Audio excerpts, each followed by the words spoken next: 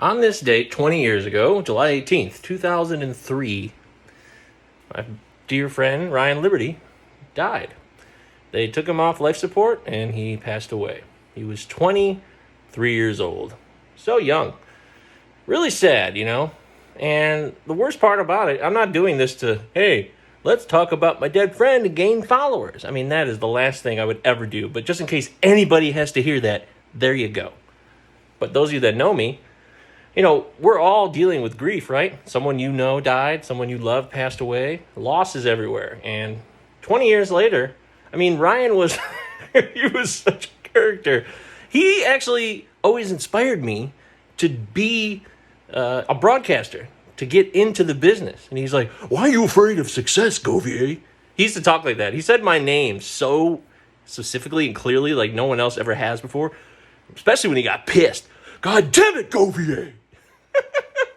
Because I really used to antagonize the shit out of him. He was one of those easy targets, you know? You ever had a friend or a family member that was just so easy to push their buttons?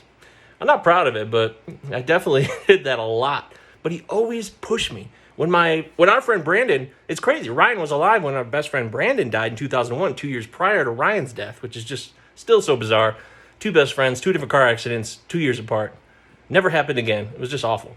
But when Brandon died, Ryan was pushing me. He's like, dude, you got to take advantage of this. Because Brandon's mom had paid for me to go to Specs Howard, which was a local broadcasting vocational school here in Metro Detroit. She paid like $10,000 for me to go. It was this like, hey, let's turn a negative into a positive. Let's have something good come out of this. And Ryan was always goading me. Like, dude, what are you doing? You got to go. Because I was being lazy and I was 21, 22 years old and I had a lot of malaise and probably depression. Yeah, a lot of depression. Who knows what the hell was going on? It was all undiagnosed, and I was just told, go, get to work, live this life. And I was totally baffled by the whole existence of this thing.